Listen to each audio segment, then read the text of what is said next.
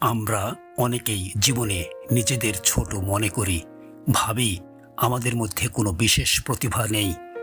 কিন্তু সত্যি হলো সবার ভেতরেই এক একটা আলাদা শক্তি থাকে, শুধু সেটা চিনে নিয়ে সঠিকভাবে কাজে লাগানো দরকার। আজ আমি আপনাদের শান্ত নামের এক ছেলের গল্প শোনাবো। গল্পটা শুধু গল্প নয়, জীবনের গুরুত্বপূর্ণ শিক্ষা। শান্ত 12 বছরের একটি ছেলে। খেলাধুলার মধ্যে তার সবচেয়ে প্রিয় ছিল ফুটবল।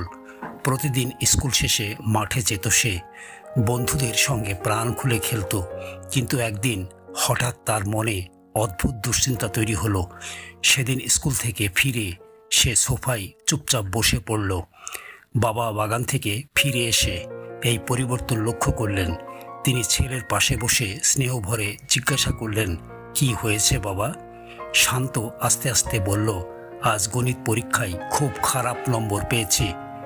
তার চোখে যেন আত্মবিশ্বাস হারানোর ছাপ ফুটে উঠেছিল। সে ভাবছিল হয়তো সে কোনো বিষয়ে ভালো নয়। বাবা কিছুক্ষণ চুপ করে থাকলেন, তারপর এক গ্লাস পানি এনে শান্তকে দিলেন। শান্ত ধীরে ধীরে পানি খেলো।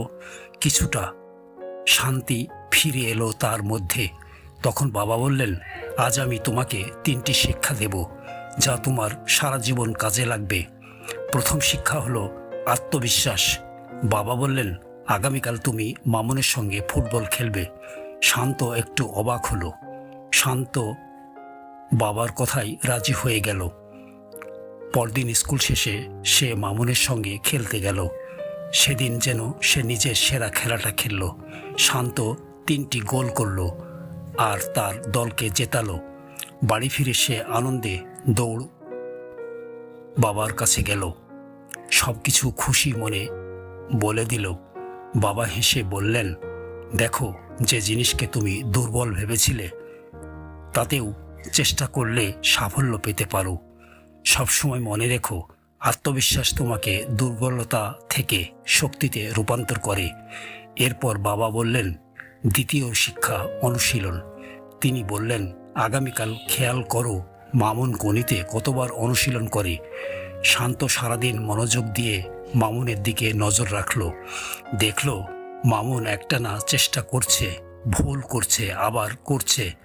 সন্ধ্যায় বাড়ি ফিরে শান্ত সব কিছু বাবাকে জানালো।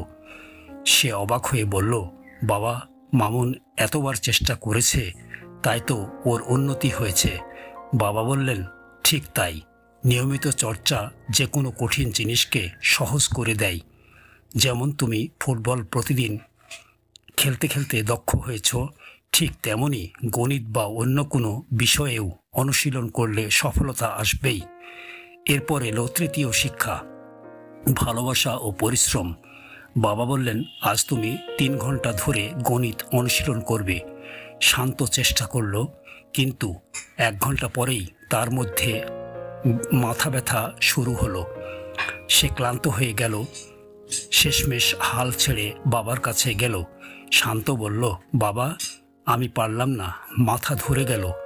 বাবা স্নেহ ভরে তার মাথায় হাত রেখে বললেন, বাবা, যখন আমরা এমন কিছু করি যেটা আমাদের পছন্দ নয়, তখন সেটা কঠিন মনে হয়, কষ্টকর মনে হয়।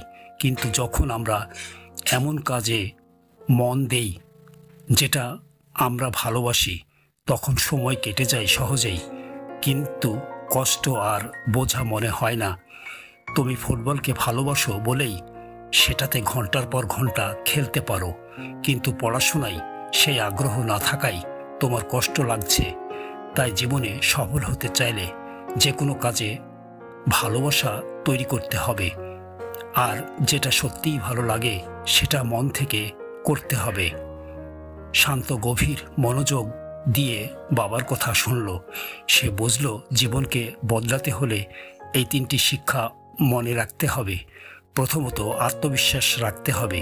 দ্বিতীয়ত, নিয়মিত অনুশীলন চালিয়ে যেতে হবে। তৃতীয়ত, ভালোবাসা নিয়ে কাজে মনোযোগ দিতে হবে। এই 3টি শিক্ষা মানুষের জীবনের চাবিকাঠি। যে এগুলো মেনে চলে সে অবশ্যই সফল হয়। তাই মনে রেখো, তুমি দুর্বল নও, তোমার ভেতরেও শক্তি আছে। তুমি যতবার চেষ্টা করবে ততবারই এগিয়ে যাবে।